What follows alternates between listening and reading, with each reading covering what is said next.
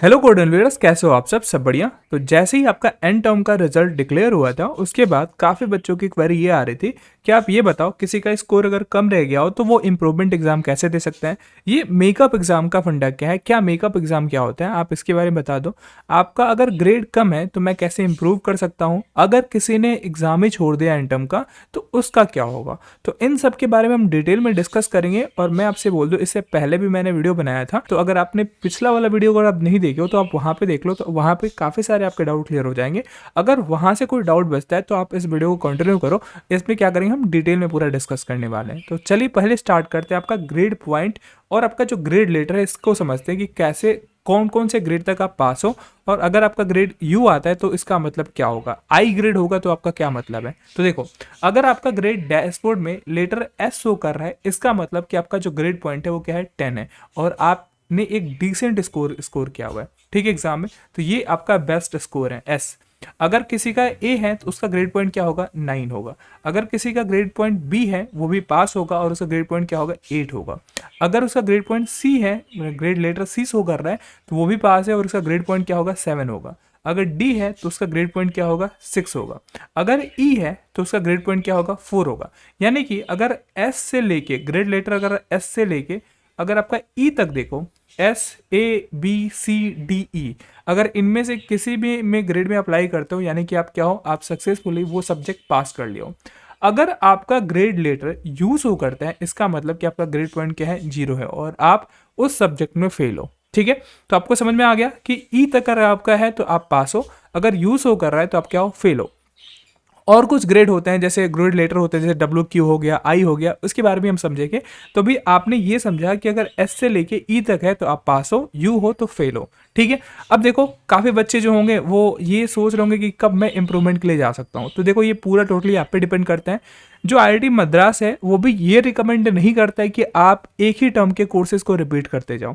अगर आपको लगता है कि आपका काफ़ी बेकार स्कोर है, जैसे किसी का ई आ रहा है लेटर यानी कि उसका 4 आ रहा है ग्रेड पॉइंट, तो वो क्या कर सकता है, रिपीट कर सकता है। लेकिन ऐसा रिकमेंडेड नहीं है, ठीक है। आप ये नहीं हो सकता है कि आपने इस बार अगर रिपीट नहीं किया तो आप आगे चलकर डिप्लोमा में आप उस कोर्स को इम्प्रूव नहीं कर सकते हो, कर सकते हो। लेकिन अगर मान लो किसी का ई आ रहा है, डी आ रहा है, इसका मतलब ये हो सकता है कि उसने अच्छे से पढ़ाई नहीं की हो। अगर ये पॉइंट है, अगर उसने अच्छे से पढ़ाई नहीं की है तो उसको क्या करना चाहिए, फिर से उस कोर्स को रिपीट करो। सपोज करो आपने स्टैट्स 1 की पढ़ाई अच्छी से नहीं की, मैथ्स की पढ़ाई अच्छी से नहीं की, तो इसका जो कॉन्सेप्ट है वो आगे चल के भी स्टैट्स 2 और जब आपका मैथ्स 2 पढ़ोगे वहाँ पे यूज़ होगा, तो वहाँ पे आप लैग करोगे, ठीक है।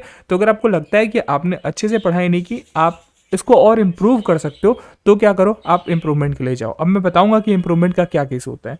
तो आपको समझ में आ गया होगा कि इम्प्रूवमेंट कब देना है आपको। तो अगर आप अपने पढ़ाई से अनसेटिस्फाइड थे और आपको लगता है कि मैं इंप्रूव कर सकता हूँ तो आप जाओ, नहीं तो फिर आप क्या कर सकते हो, इस टर्म पे आप अगर पढ़ाई अच्छी की, कुछ हो सकता है कि उस दिन कुछ दिक्कत आई होगी एग्जाम में और आपका एग्जाम अच्छा ना आ गया हो सकता है उस केस से आपका जो स्कोर है वो डिसेंट नहीं आया, ठीक है। तो अगर ये केस है, आपने पढ़ाई की है, तो आप अगले टर्म में चले जाओ और आगे चल के भी क्या कर सकते हो, आप अपने कोर्स को इंप्रूव कर सकते हो एग्जाम देके। तो ये आप पे टोटली डिपेंड करता है कि आप क्या चाहते हो। लेकिन अगर मेरा रिकमेंडेशन मानो तो अगर आपने पढ़ाई नहीं की है, ठीक है, यही सबसे मेजर टर्म हो सकता है। अगर आपने पढ़ाई नहीं की और आपका जो स्कोर आ रहा है वो, अगर आपका डी स्कोर आ रहा है और ई स्कोर आ रहा है, तो आप क्या करो, इंप्रूवमेंट के लिए जाओ, ठीक है। तो ये आपका हो गया, जो आपका ग्रेड जो होगा वो कब पास हो कब फेल हो, ये पूरा का पूरा स्टेटस हो गया। अब आगे बढ़ते हैं। और जो दो आपके ग्रेड आते हैं, ग्रेड लेटर आते हैं, एक ग्रेड लेटर आपका शो करता है, एक होता है डब्ल्यू ए और डब्ल्यू क्यू। इसका मतलब क्या होगा, इसका स्टेटस क्या है। तो जैसे अभी हमने देखा यू क्या होता है, यू अगर ग्रेड लेटर है तो वो फेल है। ऐसे ही अगर डब्ल्यू ए है या फिर डब्ल्यू क्यू स्टेटस आपका शो कर रहा है, इसका मतलब है क्या हो, आप फेल हो। क्यों फेल हो, क्योंकि अगर डब्ल्यू ए और डब्ल्यू क्यू ग्रेड कब शो करता है, जब आपने जो आपका वीकली एवरेज असाइनमेंट स्कोर हुआ हो वो क्या हो, 40 से कम हो, तो क्या होगा, आपका जो स्टेटस शो करेगा वो डब्ल्यू ए या फिर डब्ल्यू क्यू शो करेगा। एक तो ये केस हो गया। दूसरा केस का भी ये शो कर सकता है, जब आपने, हमको 3 क्विजेस देने होते हैं जाके एग्जाम सेंटर पे। एक तो क्विज 1 होता है, एक क्विज 2 होता है, और एक जो होता है वो एंड टर्म एग्जाम होता है, ठीक है, जो फाइनल एग्जाम होता है। अगर आप इनमें से क्विज 1 और क्विज 2 ने नहीं दिया है तो आप क्या करोगे, आपने कोई क्विज अटेंड नहीं किया है तो आप फाइनल एग्जाम जो आपका एंड टर्म का एग्जाम होता है उसमें एलिजिबल ही नहीं होते इसको देने के लिए। तो उस केस में भी क्या होगा, आपका जो ग्रेड शो करेगा वो डब्ल्यू ए या डब्ल्यू क्यू शो करेगा, ठीक है। तो ये भी समझ में आ गया कि डब्ल्यू ए और डब्ल्यू क्यू अगर शो कर रहा है तो क्या मतलब है। फिर आता है आपका जो ग्रेड आई। आई ग्रेड का मतलब क्या है, आई का मतलब होता है इनकम्प्लीट। इनकम्प्लीट बोले तो यानी कि ये आपने क्या किया, आपने क्विज 1 दिया, क्विज 2 दिया, और आप एंड टर्म का जो एग्जाम होता है, फाइनल जो एग्जाम होता है, उसमें एब्सेंट हो गए, ठीक है, आपने वो एग्जाम मिस कर दिया, तो आपका जो ग्रेड शो करेगा वो आई शो करेगा। तो आपने अभी तक सारे सारे जो ग्रेड लेटर हैं उनके बारे में जान लिया।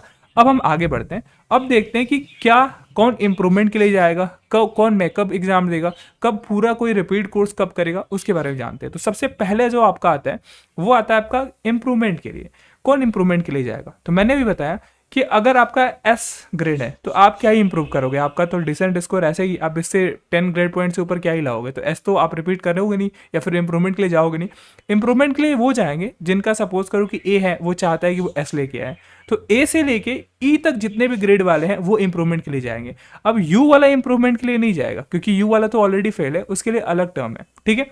तो देखो, जो भी इंप्रूवमेंट के लिए जाएगा उनका अगर ग्रेड ए से लेके ई ग्रेड तक आता है, वो क्या कर सकते हैं, वो इंप्रूवमेंट दे सकते हैं। A learner can repeat a course any number of times to improve grades। अब ये भी साफ साफ बोला है कि जो अगर आप चाहो तो अपने ग्रेड को सुधारने के लिए कितने भी टाइम्स क्या कर सकते हो, आप कोर्स को रिपीट कर सकते हो। अब यहाँ पे थोड़ा सा कैच है, कितने टाइम्स, ऐसा तो नहीं कि फ्री में आपको इंप्रूव करने के लिए ऑप्शन देके। इसमें देखो, इसमें फंडा ये है कि अगर आप कोर्स को इंप्रूव करना चाहते हो, जैसे सपोज करो आपका ग्रेड क्या है, आपका ग्रेड डी है, ठीक है, और आप इंप्रूव करके जाना चाहते हो एस वाले में, आप एस स्कोर करना चाहते हो, तो आप कितने बार भी इसको इंप्रूव कर सकते हो। सपोज करो आपने एक बार एग्जाम दिया, डी आया, उसके बाद आपने एग्जाम दिया, सी आया, फिर उसके बाद एग्जाम देके आप एस ला सकते हो, ठीक है, ऐसे कर सकते हो। लेकिन यहाँ पे कैच ये है कि आप जब इंप्रूवमेंट के लिए डालोगे तो जो फी होगा, जो रेगुलर कोर्स फी आपने रजिस्टर्ड किया था उस समय जो फी लगा था उसका ट्वाइस आपको लगेगा। यानी कि अगर आपने 4,000 रुपये एक सब्जेक्ट के लिए दिया था, तो जब आप इंप्रूवमेंट के लिए जाओगे तो आपको कितना पे करना होगा, 8,000 पे करना होगा, ठीक है। तो ये समझ में आना चाहिए कि अगर आप इंप्रूवमेंट के लिए जाओगे, the fee of for repeating the course for improvement is twice the regular course fee, ठीक है। आपको समझ में आ गया कि जो कोर्स का फी होगा वो ट्वाइस होगा ए और ई ग्रेड वालों के लिए जो इंप्रूवमेंट के लिए जाना चाहते हैं, ठीक है। अब इसके बारे में और समझ लेते हैं। तो देखो, आपने डिसाइड कर लिया कि हाँ मुझे क्या करना है। अगर सपोज करो आपका जो ग्रेड स्कोर है वो ई है, आपने पहले को डिसाइड करना होगा मुझे रिपीट करना है कि नहीं इस कोर्स को, तो आपने डिसाइड कर लिया। फिर क्या करोगे, आप सारे के सारे जो असाइनमेंट्स हैं वो आप फिर से सबमिट करोगे। फिर जितने भी आपके क्विजेज होंगे, क्विज 1 हो गया, क्विज 2 हो गया, आप उसमें पार्टिसिपेट करोगे। फिर जो आप फाइनल एग्जाम दोगे, एंड टर्म का एग्जाम दोगे, आपका जो असाइनमेंट होगा वो आपके क्विजेस के स्कोर, आपका एंड टर्म का स्कोर, उसके बाद आपका स्कोर कैलकुलेट होगा, ठीक है। अब सपोज करो कि आपने पहले वाले अटेम्प्ट में आपका जो ग्रेड आ रहा था वो आ रहा था, सपोज करो ग्रेड नहीं, अब मान लो कि आपका स्कोर था 60, ठीक है, और जो आपने दूसरा अटेम्प्ट दिया अटेम्प्ट 2 में, अगर इसमें मान लो कि 61 आ रहा है, तो आपका A1 यानी अटेम्प्ट 1 और अटेम्प्ट 2 में से कौन सा स्कोर वैलिड होगा, तो आपका जो अटेम्प्ट 2 वाला स्कोर होगा वो आउट ऑफ जो बेस्ट होगा वो क्या होगा, वो आपका कैलकुलेट होगा, और आपका जो मार्क अभी शो करेगा वो 61 हो जाएगा, ठीक है। तो ये होता है रिपीट वाला एग्जाम, यानी कि आपको असाइनमेंट भी जमा करने हैं, आपको क्विजेस भी देने होंगे, और आपका जो अच्छा डिसेंट सा स्कोर आएगा, दोनों जो पहले वाला जो आपने टर्म का एग्जाम दिया था और जो अब इस बार दे रहे हो रिपीट करके, दोनों में से जिसका अच्छा स्कोर होगा वो आपका कैलकुलेट हो जाएगा। समझ में आ गया। अब आगे बढ़ते हैं। अब आता है WA और WQ वाले स्टेटस का मतलब क्या है। अगर मान लो कि एंड टर्म का एग्जाम जो है वो उसके लिए जो लर्नर है वो एलिजिबल नहीं था।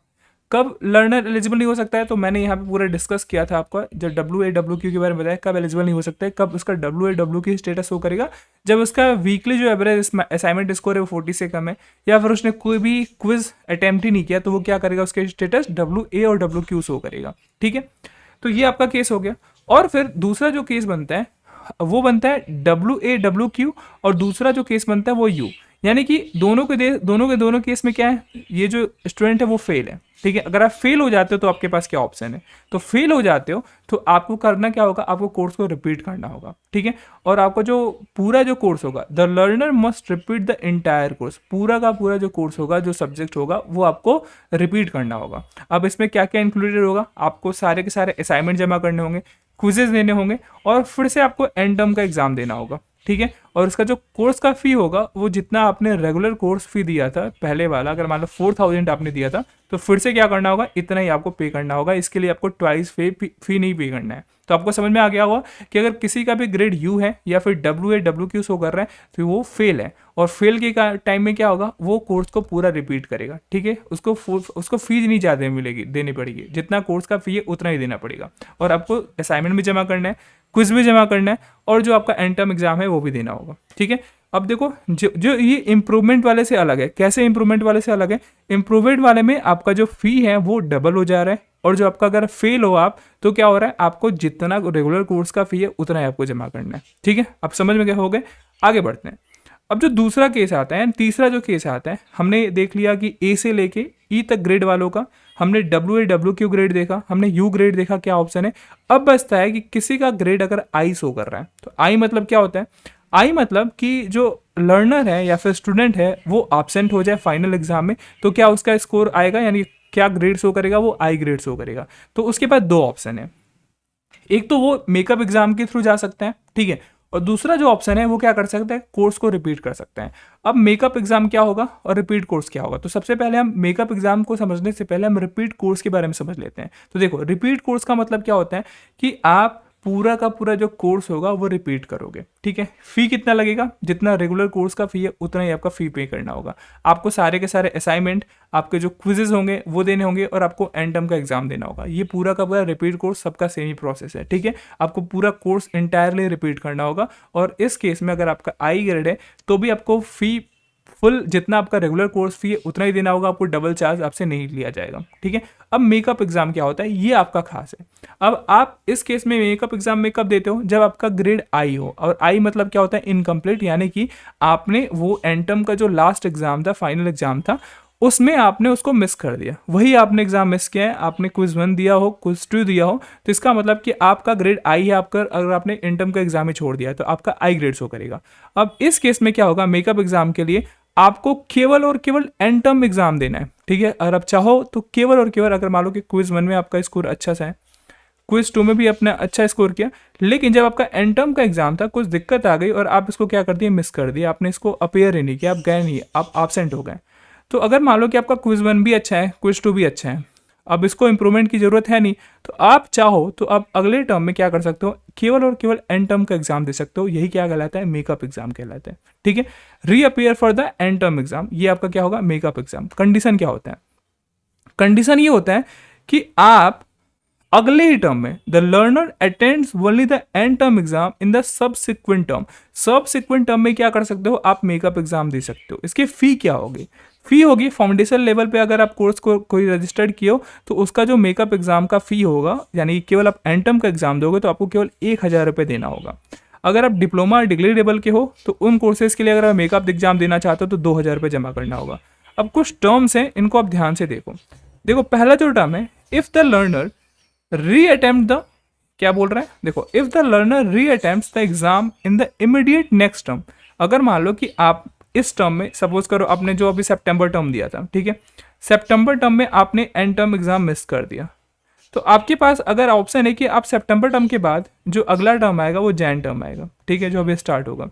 अगर आप इमीडिएट नेक्स्ट टर्म में आप देना चाहोगे तो क्या होगा, जो आपका क्विज दिया था, क्विज 1 क्विज 2 और जो आपने असाइनमेंट जमा किया था, उसका जो एवरेज स्कोर होगा वो कैरिड ओवर होगा। आपको कोई देने की जरूरत नहीं होगी फिर से, केवल आपको एंड टर्म का एग्जाम देना होगा। No need to resubmit assignment और क्विजेस, आपको फिर से कोई भी असाइनमेंट जो आपका वीकली असाइनमेंट आता है उसको सबमिट करने की जरूरत नहीं है, ठीक है। जब आप अगले इमीडिएट नेक्स्ट टर्म में दोगे तो ना ही आपको क्विज देना है, ना ही आपको वीकली असाइनमेंट देना है, केवल और केवल आपको क्या देना है, एंड टर्म का एग्जाम देना है, ठीक है। ये आपका पहला केस हो गया, पहला टर्म हो गया। अब दूसरा टर्म में क्या होता है कि अगर मान लो कि जो कोई लर्नर है वो क्या करना चाहता है, मेकअप एग्जाम देना चाहता है, लेकिन वो नेक्स्ट टर्म यानी सितंबर के बाद वो जैन टर्म में नहीं देना चाहता है, वो क्या करता है, वो skip the immediate next term attempts later, वो आगे जो टर्म होगा उसमें वो मेकअप एग्जाम देना चाहेगा। तो उस केस में क्या होगा, उसको पूरा इंटायर कोर्स रिपीट करना होगा, आपको असाइनमेंट भी देने होंगे, फिर से क्विज भी देना होगा और फिर से एंड टर्म एग्जाम देना होगा, यानी पूरा कोर्स ही रिपीट करना होगा, ठीक है। और learner can reappear for the makeup exam only once, और केवल एक ही मेकअप एग्जाम आप दे सकते हो, ठीक है। ऐसा नहीं हो कि बार बार आप मेकअप एग्जाम ही दे लीजिए, तो एक ही आपके पास ऑप्शन है कि आप रीअपियर कर सकते हो। If the makeup exam is missed the entire course must be repeated paying full course fee. अगर मान लो कि आपने सितंबर टर्म में आपने दिया था, जैन टर्म में आपने मेकअप एग्जाम के लिए ऑप्ट किया और फिर से क्या कर रहे हो, आप मेकअप एग्जाम भी नहीं दे रहे हो, तो इस केस में क्या होगा, आपको केवल एक ही मौका मिलेगा। आपने मिस कर दिया तो आपको पूरा का पूरा जो कोर्स होगा वो रिपीट करना होगा और फुल कोर्स भी क्या करना होगा, आपको पे करना होगा। तो ये पूरा का पूरा एंड टर्म के एग्ज़ाम के बारे में हो गया। आपका जो ग्रेड आई होता है, डब्ल्यू क्या होता है, आपका जो ग्रेड जो अलग अलग ग्रेडेड हैं, ए ग्रेड हो गया, बी ग्रेड हो गया, ई ग्रेड का मतलब क्या होगा, कैसे इंप्रूवमेंट एग्ज़ाम होता है, उनकी फ़ी क्या होती है, इन सब के बारे में हमने डिटेल बात कर लिया। अभी भी अगर कोई डाउट आता है तो आप फ्रीली कमेंट में पूछ सकते हो कि आपका क्या स्पेसिफिक डाउट है। मैं कोशिश करूँगा कि आपकी जो जो भी क्वेरी है उसको मैं सॉल्व कर सकूँ। तो ठीक है, आज के लिए इतना रखते हैं, मिलते हैं नेक्स्ट वीडियो में नेक्स्ट टॉपिक के साथ। जय हिंद, जय भारत।